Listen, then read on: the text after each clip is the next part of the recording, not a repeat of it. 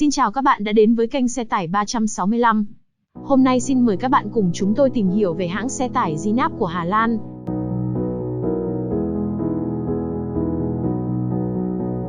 Zinap là nhà sản xuất xe tải tùy chỉnh của Hà Lan, chủ yếu chế tạo các loại xe phục vụ địa hình gồ ghề, xây dựng và nông nghiệp. Đối với phân khúc trung bình đến siêu nặng của lĩnh vực xây dựng và vận chuyển container và xe tăng, Zinap cung cấp các cấu hình trục từ 4x2 đến 10x8, theo yêu cầu của khách hàng. Mỗi chiếc xe tải Zinap đều có trọng tải cao nhất và sử dụng kỹ thuật tiên tiến. Phạm vi xe tải mà Zinap đang sản xuất bao gồm xe tải, hydroaxle, xe điện, xe tải khai thác mỏ. Nhà máy sản xuất xe tải của Zinap đặt tại Venezia, tỉnh Utrecht. Công ty cũng có một trung tâm bảo hành thiết bị tại thị trấn Gelderland, Edouin. Ngoài việc thiết kế xe tải phục vụ cho dân sự, Zinap còn sản xuất một xe vận tải quân sự ở một số nước NATO.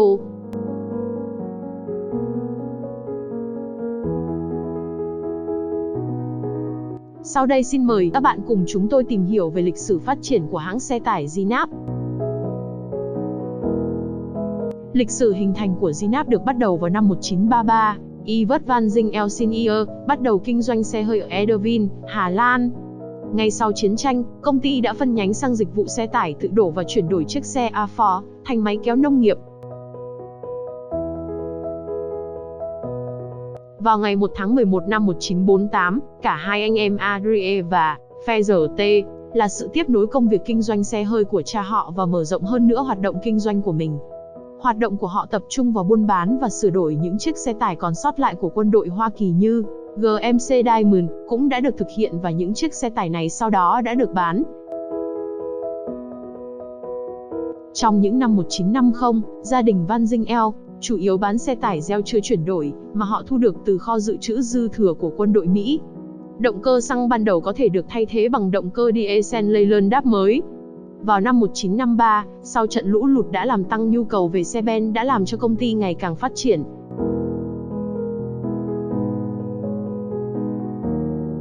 Việc mua một lô hàng lớn các bộ phận từ quân đội Hoa Kỳ vào năm 1959 và có thêm người anh em thứ ba, Evert Jan, họ quyết định thực hiện một cách tiếp cận chuyên nghiệp hơn đối với công việc kinh doanh của họ. Vào đầu những năm 1960, công ty đã trở thành một nhà sản xuất xe tải thực thụ và đổi tên thành Van Zinck Automobile Fabric, gọi tắt là Zinap. Công ty bắt đầu sản xuất xe tải của riêng họ sử dụng chủ yếu các thành phần từ đáp. Bởi vì điều này xe tải Zinap thường trông giống với xe tải đáp.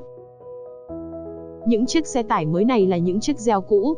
Khách hàng sẽ tùy chọn lắp loại động cơ nào trên xe, nhưng phần lớn là các thành phần của đáp. Năm 1967, Van Zinck được Cơ quan Vận tải Đường bộ Quốc gia Hà Lan công nhận và đăng ký là nhà sản xuất xe tải được chứng nhận. Kể từ thời điểm đó, các sản phẩm của họ đã được bán dưới tên thương mại Zinap. Zinap chiếm vị trí vững chắc trong phân khúc xe ben.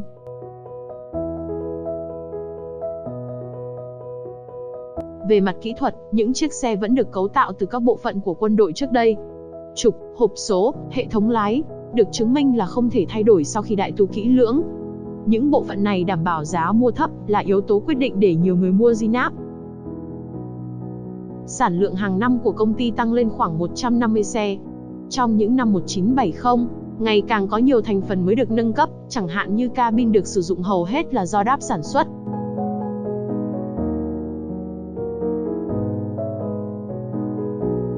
Zinap vẫn là một doanh nghiệp gia đình độc lập. Zinap đã hợp tác chặt chẽ với đáp từ những năm 1970. Nhiều công việc chuyển đổi đã được thực hiện với họ. Năm 1976, Zinap giới thiệu loại xe 4 trục của riêng mình, KFS16, 8x8. Đây chỉ là chiếc 8x8 thứ hai trên thị trường Hà Lan. Cuối năm 1978, Zinap chuyển đến cơ sở mới ở Venezia. Kho phụ tùng và bộ phận dịch vụ vẫn ở Edouin.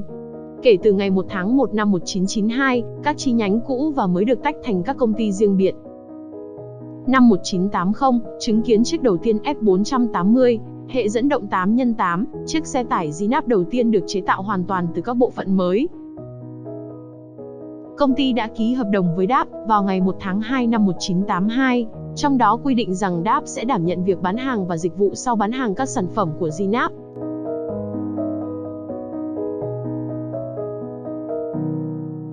Những năm 1980, báo trước một thời kỳ chứng kiến một động lực mạnh mẽ đối với việc tăng tải trọng của các xe tải.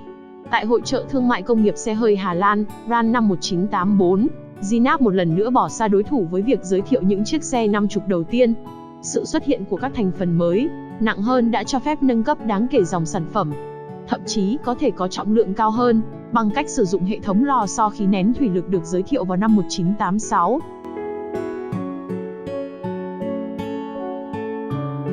Cho đến năm 1987, các phương tiện được trang bị một phần các bộ phận từ bãi chứa quân đội vẫn được sản xuất. Kể từ năm 1988, Zinap đã áp dụng nguyên tắc xây dựng mô đun.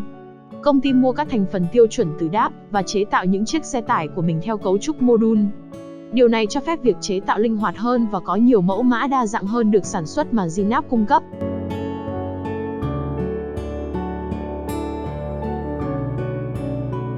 Từ năm 1990, hầu hết tất cả các mẫu xe đều có thể được cung cấp với mẫu cabin DAF 95 mới, dòng G. Kiểu ký hiệu của xe tải Zinap đã được thay đổi khi dòng xe mới được giới thiệu. Thông qua ký hiệu, khách hàng có thể biết được tổng cộng có bao nhiêu trục được dẫn động và tổng trọng lượng xe đã đăng ký.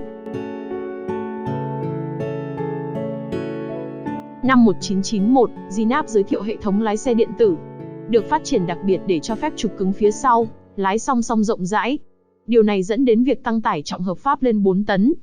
Năm 1993, Zinap giới thiệu dòng M với cabin DAF F75 hoặc 85. Sau sự ra đời của dòng Chi-Gem với sự bố trí 3 trục phía sau, ngày nay dòng X tiếp nối với thiết kế này. Trong suốt những năm qua, Zinap cũng đã chế tạo một loạt xe tải nhỏ hơn hoặc xe tải đơn. Những điểm đặc biệt này là kết quả của sự linh hoạt hơn mà Zinap đã và đang giới thiệu.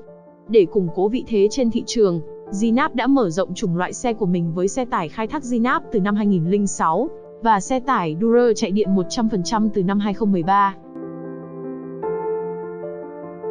Sau khi phá sản vào cuối năm 2011, do hậu quả của cuộc khủng hoảng xây dựng vào đầu thế kỷ này, chi nhánh ô tô của CHTC đã tiếp quản công ty vào năm 2011.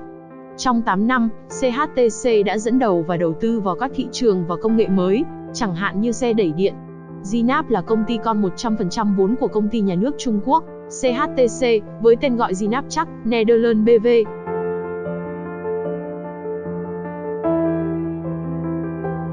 Vào năm 2015, Zinap đã giới thiệu chiếc xe tải 8x8 dựa trên tiêu chuẩn khí thải Euro 6.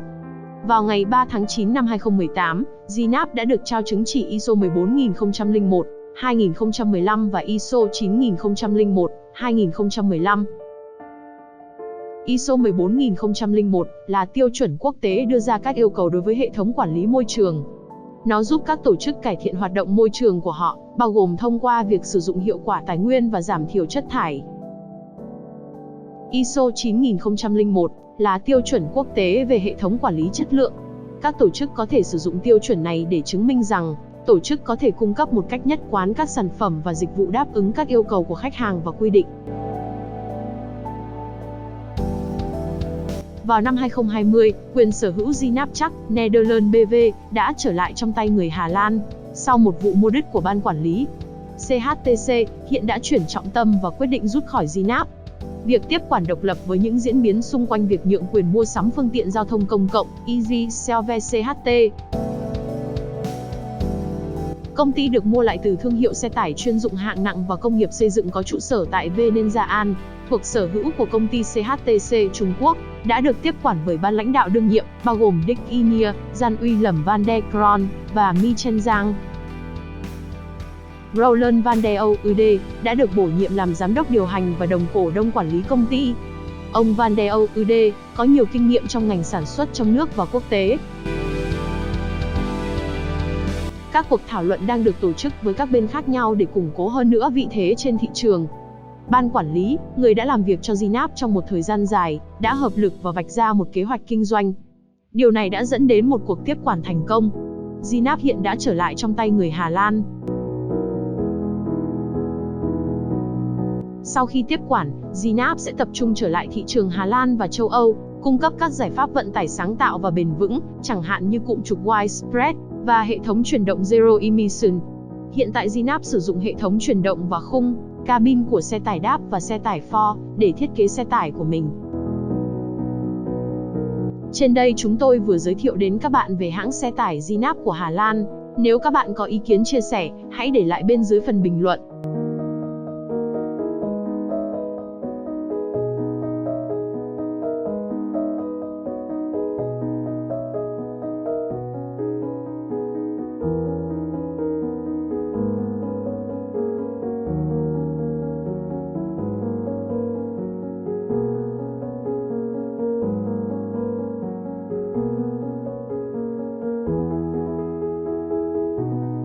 Cảm ơn các bạn đã theo dõi video trên kênh Xe tải 365. Hãy bấm đăng ký kênh và chia sẻ video.